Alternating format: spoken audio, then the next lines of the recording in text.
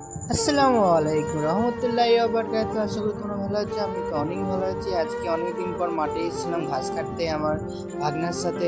ভাগনাকে দেখো ভুলা নিয়ে চলে এসেছে মাঠে ঘাস কাটতে। আর পাটগুলো অনেক বড় হয়ে গেছিলো, তো দেখলাম হ্যাঁ ভালোই বড় হয়ে গেছে, 1 মাস পর সব কাটতে শুরু করবে। তারপরে ভিউটা অনেক সুন্দর লাগছিলো, ভাবলাম একটা ছোট্ট একটা ভিডিও করে নিই, ওই জন্য ছোট্ট একটা ভিডিও করে নিলাম। তাই এখানে পানি হয়েছিল, এত কাদা কি বলবো গাইস, আমি পড়েও গিয়েছিলাম, ভিডিওটা করা হয়নি, প্যামারা সব পড়ে গেছিলো।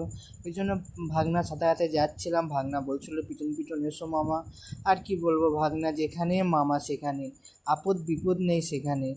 আমার ভাগনাকে আমি অনেক অনেক ভালোবাসি। তোমরা আমার জন্য দোয়া করবেন, অনেক ভাগনার জন্য দোয়া করবে। ভাগনার শরীরটা খারাপ ছিল, তোমরা তো সব জানো, ভিডিওতে সব বলেছিলাম যে ভাগনার গলায় অপারেশন হয়েছে।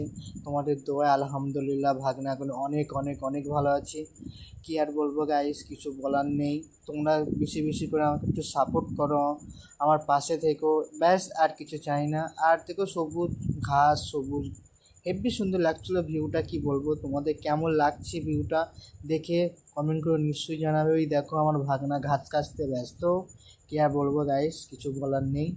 আর হালকা হালকা মেঘও করেছিল, বৃষ্টি একঘাট হয়েই গেছে। বৃষ্টি হওয়ার পর তারপরে ঘাস কাটতে চলে এসেছিলাম আমি আর ভাগনা। মামা ভাগ্নে যেখানে, আপদ বিপদ নেই সেখানে। আর প্রচণ্ড হাওয়া দিচ্ছিলো, ঠান্ডা ঠান্ডা হাওয়াও দিচ্ছিলো, গরমও লাগছিলো, কিছু করার নেই।